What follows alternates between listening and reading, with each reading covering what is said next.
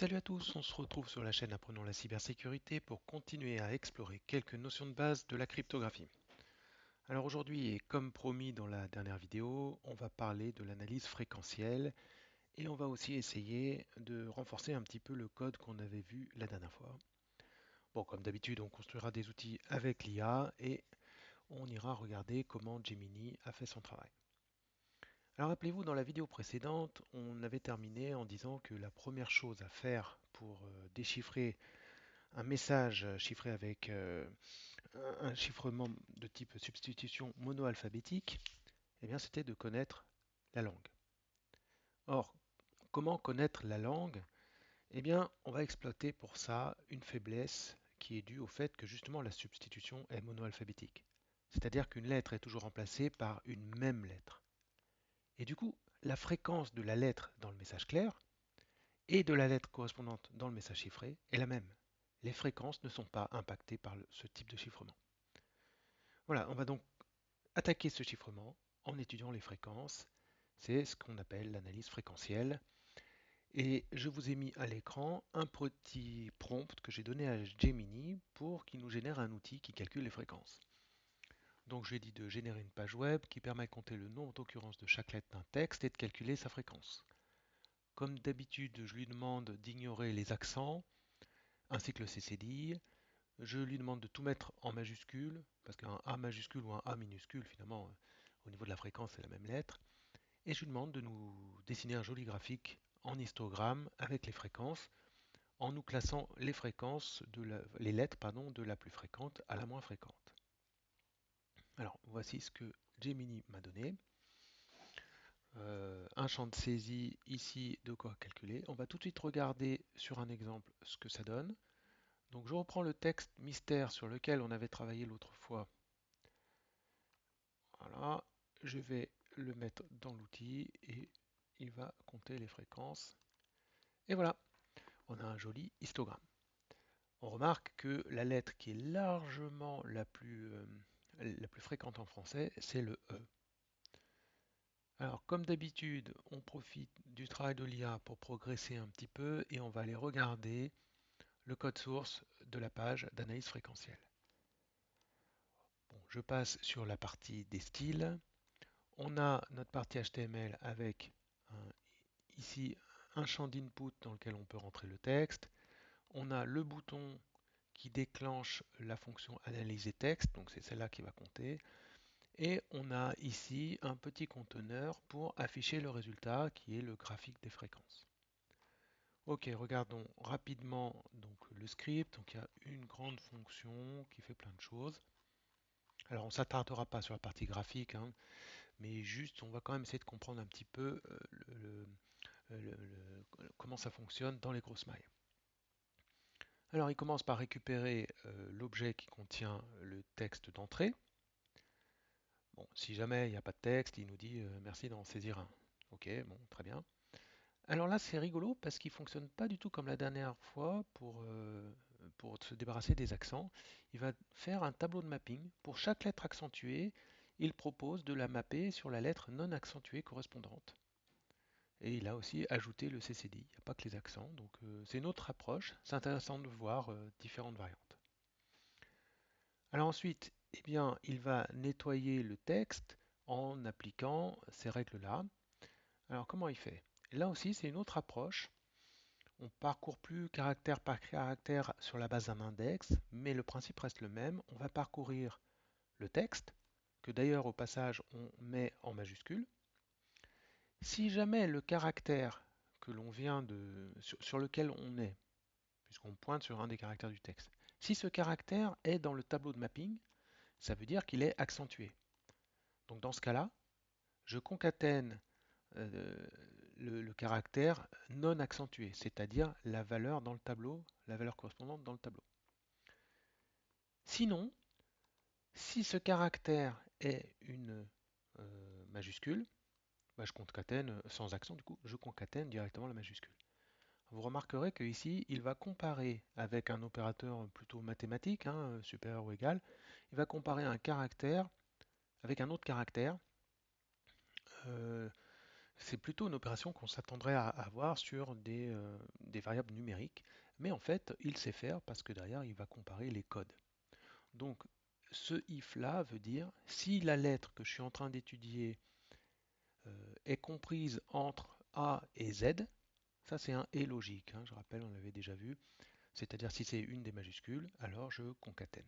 Et puis avant, on avait vu si c'est une majuscule accentuée, alors je concatène, mais la valeur non accentuée grâce à ce tableau de correspondance. Ok, bon, il fait une petite vérification pour voir que le texte clair n'est pas vide, donc il y a au moins un élément. Ok, et ensuite il faut qu'il compte. Alors bah, pour compter, il va faire la même chose, il va reparcourir le texte qu'il vient de nettoyer, hein, et il va avoir une sorte de tableau de compteur. C'est-à-dire que pour chaque caractère, il va dire combien il en a trouvé.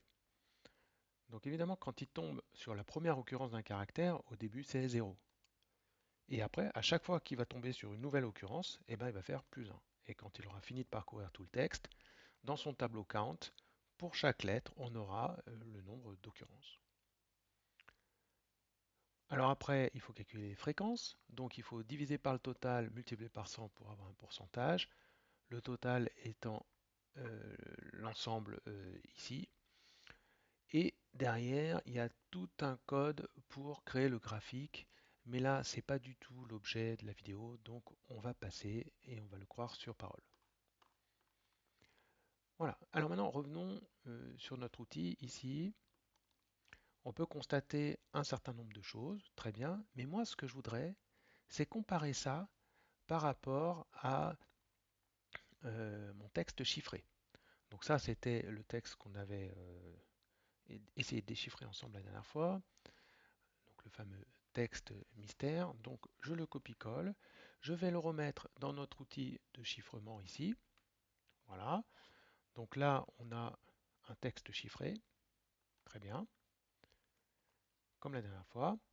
Sauf que cette fois-ci, ce qu'on va faire, c'est que on va analyser à nouveau la fréquence. Et qu'est-ce qu'on constate? Eh bien, on constate que le graphique, il a exactement la même tête. C'est exactement les mêmes. Qu'est-ce qui change? C'est juste que là, dans le texte clair, les lettres en abscisse ne sont pas les mêmes. Évidemment, elles sont remplacées dans le texte chiffré par la lettre correspondante. Mais les fréquences, on voit qu'elles sont stables lors du chiffrement. Donc notre approche par analyse fréquentielle est tout à fait pertinente. Bon, c'est logique, hein, mais c'est juste quand même pour le prouver par l'expérience.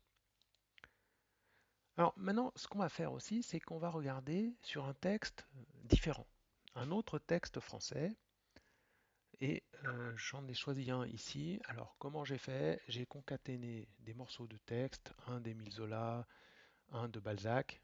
Donc c'est assez long, mais c'est pas non plus suffisamment long pour être vraiment représentatif de la langue française. Mais bon, on va se contenter de ça dans un premier temps, et on va voir ce que ça donne. Eh bien, regardez, ça donne un graphique qui a quand même, bon, il a des différences, mais il a quand même des similarités. En particulier, le A, le E, pardon, est la lettre largement majoritaire dans les deux cas, avec entre 16 et 18% des cas, à peu près. Bon, là, on n'est pas sur des textes suffisamment longs pour que ce soit vraiment pertinent en termes statistiques, mais quand même, on voit qu'il y a une certaine ressemblance dans le profil. Il y a certaines lettres, par exemple, les dernières lettres, là, Q, X, Y, J, Z, eh bien, dans mon texte, on va les retrouver aussi vers la fin. Y, J, Z, X, bon, le Q, il y en avait un petit peu plus ici. Et pareil, pour les lettres les plus fréquentes, ben, on remarque que quel que soit le texte, c'est à peu près les mêmes. Les I, S, N, U, A, O. Et ici, on a A, I, le S, le N. Alors, U et O, il y en a un peu moins. Là, il y a peut-être plus de T que ici. Voilà. Alors, ce genre de graphique, si on le construisait sur un corpus beaucoup plus grand, par exemple, on prend tous les textes de la Bibliothèque de France, là, on aurait une vraie empreinte digitale, un vrai ADN de la langue française.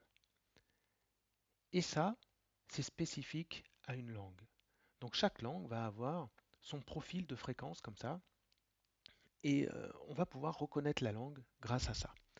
Alors, on va illustrer ça, enfin essayer en tout cas, grâce à un texte en anglais. Alors pareil, j'ai copié plusieurs petits textes anglais et je vais le mettre là, voilà. Et on va analyser les fréquences. Alors, je n'ai pas copié le bon texte, pardon. Hop, je copie ça, je reviens ici, je colle ici, je recalcule les fréquences. Voilà, donc là, on a le texte anglais, ici le texte français. On va remarquer certaines choses. Bon, il y a des similitudes, par exemple le E. D'ailleurs, les trois premières lettres sont les mêmes, hein, E, A, T dans les deux cas, mais ce n'est pas les mêmes pourcentages. Même si le E est prédominant en anglais, il est quand même nettement moins qu'en français. Et puis, il y a d'autres lettres, par exemple en anglais, le W, le Y, sans surprise, sont beaucoup plus fréquents que en français. D'ailleurs, là dans ce texte, il n'y a même pas le W parce que j'avais aucun W. Et on voit aussi que en anglais, ici, on a une pente peut-être un peu plus inclinée qu'en français où on a une pente un peu moins inclinée.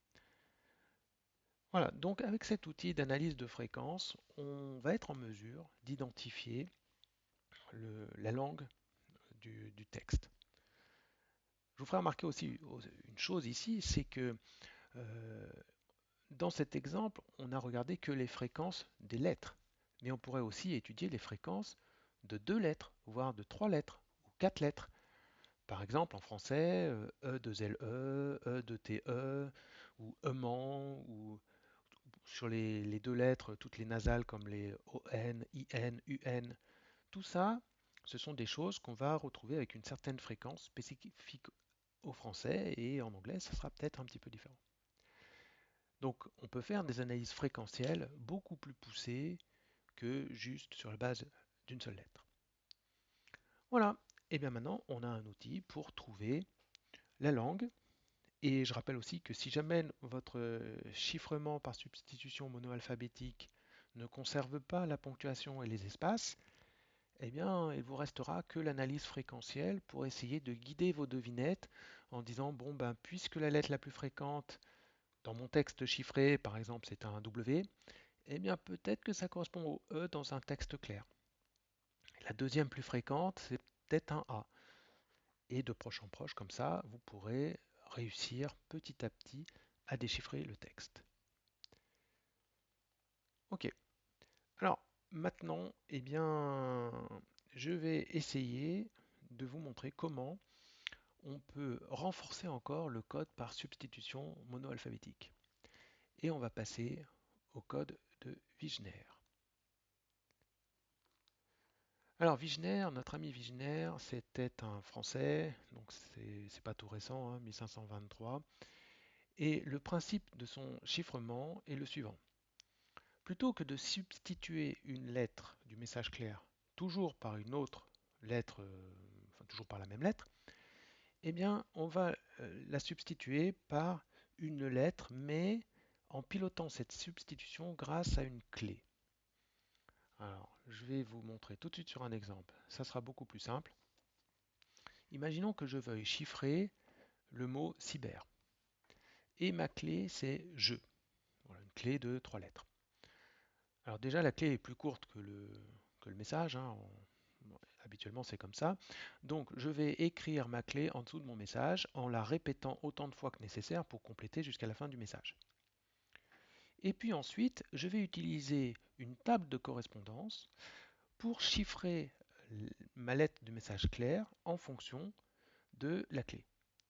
Et comme en fonction de la position, on ne tombe pas toujours sur la même lettre de la clé, eh bien une même lettre du message clair ne sera pas toujours chiffrée de la même manière et on va tomber sur une substitution polyalphabétique qui est beaucoup plus compliquée à casser qu'une substitution monoalphabétique.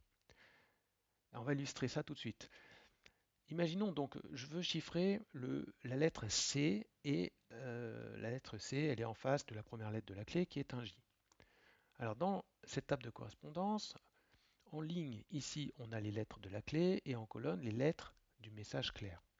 Donc là, je voulais chiffrer un C, donc je suis sur la colonne des C, et ma clé, c'était un J, donc ici. Et du coup, à l'intersection des deux, eh bien, j'ai la lettre chiffrée, je tombe sur un L. Voilà, un L. Bon, je refais la même chose pour chacune de mes lettres, et on se rend compte de quoi? Eh bien, on se rend compte que le B, il est chiffré comme un V, mais que le R, il est aussi chiffré comme un V. Donc là, la fréquence sur des V sur le texte chiffré n'est pas la même que la fréquence des B ou la fréquence des R sur le texte clair. Donc notre analyse fréquentielle, ben, elle tombe à l'eau si on l'applique sur le texte chiffré dans son intégralité. Et donc là, ça ne marchera plus. Alors juste, comment on fait pour déchiffrer? Quand on a la clé, bien sûr, ben, c'est exactement la même chose. On écrit le texte chiffré, on écrit la clé en dessous et on la répète sur la longueur du message. Et puis dans la table, eh bien, on va faire l'opération inverse. Sur le message chiffré, je suis sur un L et je veux le déchiffrer. Donc bon, je suis sur une de ces diagonales, soit celle-là, soit celle-là. Sauf que comme je sais que ma clé c'est un J, eh bien, je vais ici sur la ligne du J et je remonte et donc ma lettre claire c'était le C. Donc là, c'est dans le cas bien sûr où on a la clé. Mais maintenant, bah, nous, en tant que méchants hackers, comme d'habitude, ce qui va nous intéresser, c'est comment on casse ce code.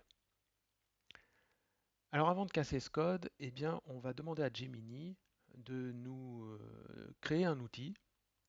Donc je vais aller sur Gemini, hop, on va lui demander de nous générer un outil qui fait du chiffrement de Wigner. Alors, génère une page web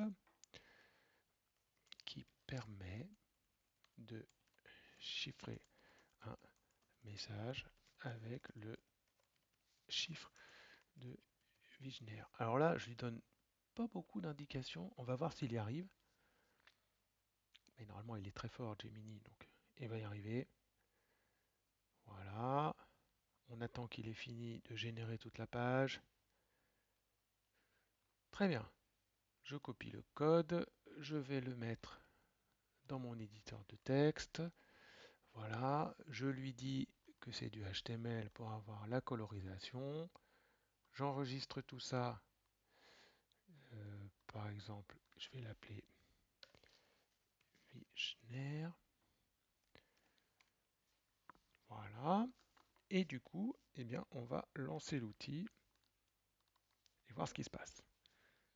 Alors, bah tiens, reprenons exactement l'exemple de la petite présentation. Donc, si c'est cyber et que je mets je et que je lui dis de chiffrer, pardon, et voilà, il nous retrouve exactement ce qu'on avait ici. Et heureusement, donc ça a l'air de bien marcher. Ce qu'on va faire, c'est qu'on va lui demander de déchiffrer pour voir. Déchiffrer, et voilà, il a retrouvé. Ok, parfait. Donc, ce petit outil semble être euh, pas mal. Voyons voir comment il marche. Donc, on va directement se focaliser ici sur donc, la partie HTML. On a notre message en clair, on a la clé, on a les deux boutons hein, pour chiffrer, déchiffrer, et on a le résultat. Alors, qu'est-ce qu'il fait? Donc, il y a deux fonctions. Il y a la fonction processText et la fonction Wigner. Et ici, quand on clique sur le bouton, on appelle processText. Soit on lui passe true si c'est pour déchiffrer et false pour chiffrer. Donc là, qu'est-ce qu'il fait? Il récupère simplement le message, la clé, il vérifie que c'est pas vide, sinon il nous met un message d'erreur. Et du coup, si tout est pas vide, eh bien il va appeler la fonction Wigner, donc j'imagine soit pour chiffrer, soit pour déchiffrer, et ensuite il va mettre le résultat dans le champ output. Donc tout se passe dans la fonction Wigner. Alors qu'est-ce qui se passe là? Il va tout mettre en majuscule et il va remplacer ce qui n'est pas des majuscules par rien. D'accord. Il vérifie que la clé a une longueur non nulle. Et ensuite, il va parcourir le texte et il va appliquer la transformation euh, qu'on a expliquée tout à l'heure. Là, on ne va pas rentrer dans les opérations mathématiques parce que ce n'est pas le propos. Si jamais c'était pas une majuscule ou une minuscule, donc si c'est pas une lettre de l'alphabet, il va, il va simplement copier le caractère. Ok. Bon, très bien. Et bien, ce qu'on va faire, c'est qu'on va tester avec notre petit texte tout à l'heure, là, le texte mystère. Voilà. Je fais chiffrer avec, tiens, j'en prends une autre, je vais mettre cyber là. Voilà. Hop. Et voilà, voilà tout ce qui nous sort. Et donc là, c'est très compliqué à déchiffrer. Alors, il faudrait qu'on améliore un petit peu ça parce que je vois qu'il y a des accents, mais c'est vrai que dans le prompt, je ne lui ai pas dit d'ignorer les accents. On va donc améliorer un petit peu à la main le code généré par Gemini. Alors, je retourne ici. Donc déjà, ce que je vais faire, c'est que je vais mettre le texte en majuscule, je vais enlever les accents, et puis on va aussi supprimer tous les caractères qui ne sont pas des lettres. Ok, alors pour faire ça, je ne réinvente pas l'eau chaude, je réutilise ce qu'on avait déjà vu précédemment. Donc je lui dis tout simplement que le texte, ici qu'on passe à la fonction, donc le texte clair, je le mets en majuscule, j'enlève les accents, je gère le, le CCDI. Le reste, je le laisse inchangé. Alors par contre, normalement, il ne devrait plus passer ici, hein. Il ne devrait plus passer qu'ici, pardon, puisqu'il n'y a que des majuscules. Donc cette partie, normalement, n'est plus utile. On va la laisser quand même. Et j'enlève aussi les espaces, la ponctuation. Voilà, j'enregistre. Alors, on va sauvegarder le texte là. Je rafraîchis la page pour charger le nouveau code. Je remets le texte. Je remets une clé. Je rechiffre. Voilà. Et là, on a un texte bien compliqué et nous, en tant que méchants hackers, on fait beaucoup moins les malins pour déchiffrer tout ça. L'analyse statistique sur les fréquences de lettres ne marche plus du tout puisqu'on est sur une substitution polyalphabétique. Donc, on est coincé. Mais on va quand même essayer de casser ce code, bien sûr. On est là pour ça en tant qu'hacker. Alors, si on regarde bien comment fonctionne Vigenère, toute la difficulté pour déchiffrer vient du fait que le chiffrement d'une lettre du message clair dépend de la lettre de la clé sur laquelle on tombe. Hein, on voit que si par exemple ici j'avais un B encore dans mon texte clair, la lettre je tomberais sur un U, donc il serait codé comme ce B là. Mais par contre, si ici j'avais un B, je tomberais sur la lettre de la clé J et il serait codé différemment. Donc c'est ça qui nous pose problème en fait, c'est que une même lettre n'est pas toujours codée, enfin chiffrée de la même manière. Et ça c'est très embêtant.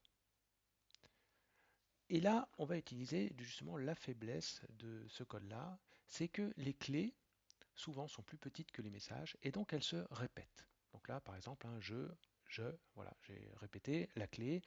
Donc on peut imaginer sur un message beaucoup plus long qu'elle va se répéter un grand nombre de fois. Et du coup, donc à chaque fois qu'on avance d'une longueur de clé, par exemple là j'ai une clé de longueur 3, chaque fois que j'avance de 3, je retombe sur la même lettre de la clé. Donc ça c'est très logique. Et comme cette clé se répète, eh bien statistiquement, il y a une grande probabilité pour que une même lettre du message clair retombe à un moment donné sur une même lettre du message, enfin de la clé. Et du coup, qu'il soit codé pareil. Alors on parle d'une lettre, mais pourquoi pas deux, pourquoi pas trois lettres? Et du coup, on va pouvoir voir apparaître comme ça des patterns qui vont se répéter à intervalles réguliers. Et ces patterns vont être des indices très intéressants pour nous, en particulier pour trouver la longueur de la clé. Alors vous allez me dire, mais pourquoi c'est intéressant de trouver la longueur de la clé? Eh bien, c'est parce que, en fait, comme euh, pour une position donnée de la clé, le chiffrement se fait toujours de la même manière. Quand on tombe sur un J, ben, c'est toujours chiffré par rapport au J. Donc finalement, on a un chiffrement monoalphabétique, puisque c'est toujours chiffré de la même manière. Donc pour chaque lettre de la clé, on va avoir un chiffrement monoalphabétique. Si on connaît la longueur de la clé, par exemple 3 ici, eh bien on pourra savoir qu'on a 3 chiffrements monoalphabétiques. Et pour chacun de ces chiffrements monoalphabétiques, là cette fois-ci, on peut utiliser notre attaque par rapport aux fréquences des lettres. Alors pour faire ça, il va falloir qu'on découpe notre texte chiffré en, du coup là il y a trois lettres dans la clé. Donc il va falloir qu'on découpe notre message chiffré en trois sous-ensembles de lettres. Les lettres qui ont été chiffrées avec la première lettre de la clé, les lettres qui ont été chiffrées avec la deuxième lettre de la clé, les lettres qui ont été chiffrées avec la troisième lettre de la clé. Comme on sait que chacun de ces chiffrements est monoalphabétique, on sait, parce qu'on l'a vu précédemment, que les statistiques de fréquence de lettres pour chacun de ces sous-ensembles sont conservées par rapport au message clair. Du coup, dans mon sous-ensemble qui a été codé avec la lettre J, je sais que j'ai à peu près 17% de E. Donc si par exemple le L représente 17%, donc là c'est un mauvais exemple, mais le N, s'il représente 17% dans mon message chiffré, eh bien je sais que c'est probablement un E parce que je peux appliquer cette fois-ci les règles de statistique. Voilà comment on va s'en tirer. Sauf que maintenant, eh bien, on est confronté à un nouveau problème qui est de comment trouver la longueur de la clé. Et ça, eh bien, il y a une méthode pour faire ça, qui a été inventée par Kaczynski. Et on va essayer d'illustrer ça sur un petit exemple que j'ai construit. Alors c'est un exemple totalement fictif. Donc ceci est c'est un texte chiffré, mais en fait ça veut rien dire, hein. J'ai mis des lettres au hasard. J'ai juste mis certains patterns à certains endroits pour illustrer le comment on peut trouver la longueur de la clé. Donc on imagine qu'on a ce texte chiffré, on a une clé d'une longueur inconnue. Quand on observe le texte, et ça on peut l'automatiser assez facilement, on va réussir à trouver des patterns, par exemple celui-là, qui se répète. Voilà, tiens, là il y en a un autre. Hop, laser, et il y en a même un ici. Donc ces patterns se répètent. Mais alors du coup, s'ils se répètent, c'est que la clé qui était en face du message clair est tombée vraisemblablement sur un ensemble de lettres qui étaient les mêmes dans le message clair à cette position, à cette position et à cette position. Et entre ces éléments-là, il y a un certain nombre de fois la clé qui a été recopiée. Mais un certain nombre de fois, un nombre entier de fois.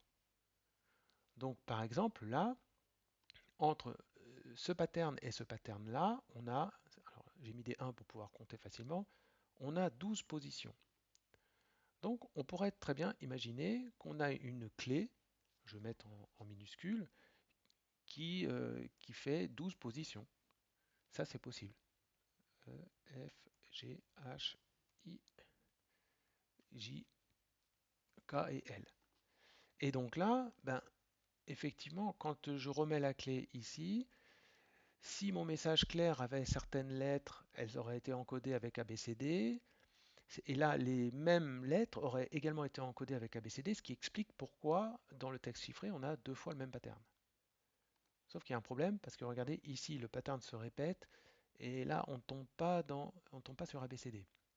Donc ça, c'est un souci. Donc probablement que ma clé n'a pas 12 lettres. Par contre, ce qu'on sait, c'est que, donc, soit il y en a 12, soit on va avoir un diviseur de 12. Donc par exemple 12, on va l'exclure puisqu'on a vu que ce n'était pas possible. Mais par contre, ça pourrait être des clés, par exemple, ça pourrait être des clés de longueur 2 qui se répètent 6 fois. Parce que 2 fois 6, 12. Ça pourrait être des clés de longueur 3 qui se répètent 4 fois, ou une longueur de clé 4 qui se répète 3 fois, ou une longueur de clé 6 qui se répète 2 fois. Par exemple, si je prends ça, voilà, alors ma longueur de clé 6, A, B, C, D, E, F. Alors, pourquoi lui, il m'a mis en majuscule? Est-ce que ça collerait?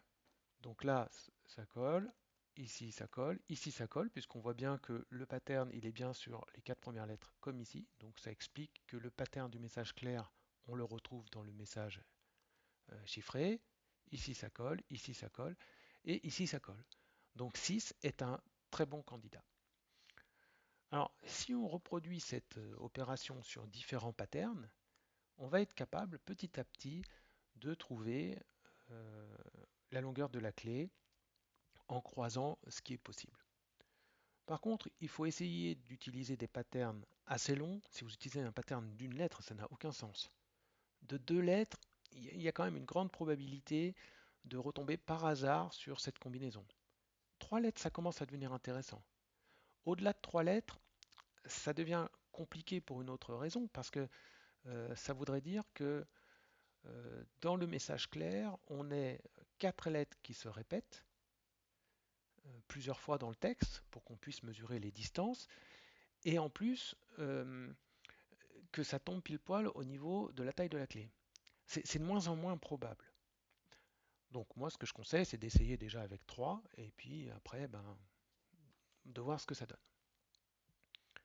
Ok, parfait. Alors, essayons.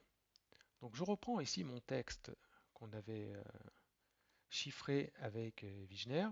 Donc là, c'est facile, c'est avec une clé qui est clé. Et puis on va essayer de retrouver cette taille de clé égale à 3, comme si on ne la connaissait pas. Alors pour faire ça, il va falloir qu'on compte les distances entre des patterns. Donc là, c'était facile parce que j'avais mis des 1, comme ça, en faisant ça, on fait la somme, on voit tout de suite la distance. Évidemment, là, ça va être un petit peu moins facile de compter comme ça à la main. Donc on va se faire un petit programme pour faire ça, un petit truc très simple. Alors, ça va être un programme en JavaScript, hein. On pourrait faire en Python, mais on n'a pas encore vu Python ensemble. Donc, pour l'instant, on reste sur des outils de type web. Voilà. Donc, je vais lui mettre ici ce qui veut le doc type HTML. Je vais faire juste une petite page très simple. Donc, je vais lui dire que c'est du HTML pour la colorisation. Voilà. Donc, on ne met pas de header. On va directement mettre le body. Voilà. Hop. Body. On est content. On va avoir notre partie script dans laquelle on va programmer un petit quelque chose. Voilà, on le fera après. On va avoir ici euh, de l'affichage pour les distances. Donc déjà dans mon script, je vais commencer par faire un let texte égal et je vais copier tout le texte chiffré et c'est sur celui-là qu'on va travailler. Voilà. OK. Voilà, donc là j'ai juste initialisé une variable toute simple. Donc ça, on va l'appeler, je ne sais pas, distance par exemple, puisqu'on va calculer des distances. Distance.html. Donc pour l'instant, ça ne fait rien, ça n'affiche rien. La première chose à faire, c'est donc de trouver des patterns qui se répètent dans le texte. Alors regardons un petit peu. Là, je vois du W, PW, PW, c'est pas mal, il se répète, mais il n'y a que 2 lettres. Alors prenons celle d'avant par exemple, FPW ici. Alors, est-ce qu'il y a plusieurs FPW dans le texte? Oui, un deuxième et un troisième. Alors en plus, il y en a un qui est très éloigné du premier et le troisième qui est assez proche. Ok, très bien. Bon, ça va nous intéresser. Alors, c'est parti. On va dire que FPW le 1, le premier, je vais lui mettre un petit conteneur ici pour afficher sa position. Le conteneur, je vais l'appeler FPW1. Donc pour l'instant c'est vide, mais dans le script, on va trouver la position. Alors comme on a trouvé 3, je vais tout de suite mettre les 2 autres ici. Voilà, le deuxième, le troisième. Il faut bien penser à mettre des ID différents parce que sinon il ne va pas s'y retrouver. Voilà. Alors maintenant, qu'est-ce qu'on va faire? Eh bien, on va tout simplement lui dire d'aller compter la position de la première occurrence du pattern FPV et de l'afficher dans la div qui s'appelle FPW1. Et après, on fera la même chose pour les 2 autres. Alors c'est parti, donc je fais document.getElementById. Donc ça, c'est une syntaxe qu'on a déjà vue plein de fois. Ça permet d'aller chercher l'objet dont l'ID est celui que j'indique entre parenthèses. Cet objet, qu'est-ce que je vais lui faire? Dans son texte, donc dans le inner text, je vais lui mettre la position du premier pattern fpw. Alors pour faire ça, on va utiliser une fonction du JavaScript qui s'appelle indexOf. Donc je prends mon texte, donc ça c'est la variable qui est ici, la variable texte, et je lui dis trouve-moi l'index de la chaîne, et là on lui précise la chaîne qu'on recherche, fpw. Voilà. Alors, allons-y, je lance distance, et qu'est-ce qu'il me trouve? Il me trouve 66. Ok, très bien. Alors déjà, on a la première position qui est 66. Donc on a une position 66. Rappelez-vous, ça c'est pour les commentaires. Ok, donc maintenant, on va chercher la deuxième position. Je refais le même traitement, sauf que cette fois-ci, on va mettre le résultat dans la deuxième div. Et là, au lieu de commencer à chercher à partir du début du texte, par défaut, là, c'est l'index de cette chaîne par rapport au début du texte. Mais là, maintenant, on sait que dans les 66 premières positions, il y en a déjà un. Donc, on va chercher à partir de 67. Voilà, je rafraîchis, je relance ma page, et qu'est-ce qu'il me dit? 198. Ok, 198. Alors, déjà là, on peut en déduire un certain nombre de choses. On peut dire que, alors on va le faire ici, donc on a une première distance qui est 198 moins 66, c'est-à-dire 132. Alors 132, ça veut dire qu'on pourrait très bien avoir une clé de 2 qui se répète 66 fois, puisque 2 fois 66, ça fait 132. Ça veut dire qu'on peut aussi avoir une clé de 66 qui se répète 2 fois. On pourrait avoir une clé de 3 qui se répète, divisé par 3, 44 fois. On pourrait aussi avoir une clé, ou alors une clé de 44 qui se répète 3 fois, bien sûr, à chaque fois ça marche dans les deux sens. Une clé de 4 qui se répète 33 fois. Une clé de 6 qui se répète 22 fois. Bref, il y a pas mal de possibilités. Ok, on va voir avec la deuxième distance si ça permet de restreindre le champ des possibles ou pas. Alors allons-y, c'est parti. Donc on fait pareil, sauf que cette fois-ci c'est dans le numéro 3 et on cherche plus à partir de 67 mais à partir de 199. J'enregistre, je rafraîchis ma page et il me dit 210. Oups. Alors là, on a donc une distance entre 198 et 210. On a une distance de 12. On a une deuxième distance de 12. La distance, c'est donc 210 moins 198 égale 12. Alors du coup, dans cette distance, on voit tout de suite que des clés de taille 66, 44, 32 ou 22, ça rentre pas. Donc on peut déjà toutes les éliminer. Et 12, il ne reste pas 50 000 possibilités. 12, ça va être soit du 2 x 6, ou du 6 x 2, dans l'autre sens, bien sûr ça marche, soit du 3 x 4 ou du 4 x 3. Donc là, on a déjà restreint à 4 possibilités. Mais c'est pas suffisant encore. Alors, ce qu'on va faire, c'est qu'on va essayer de trouver un autre pattern. Peut-être qu'il y a un autre pattern qu'on pourrait trouver et qui va nous aider. Alors, voyons voir. Est-ce qu'on trouve quelque chose? PN. Ah, là, il y a un PN aussi. PNP. Est-ce qu'il y a un autre PNP? Alors, on va chercher. Donc, alors, CTRL F, PNP. Il y en a un ici. Ah, il y en a un ici. Super. Ah, mais il y en a trois aussi. Ok, parfait. Et bien allez, c'est parti. On va faire exactement la même chose, mais avec notre pattern PNP. PNP.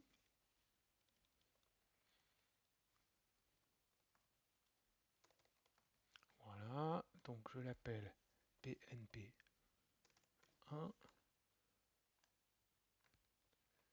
PNP2, PNP3.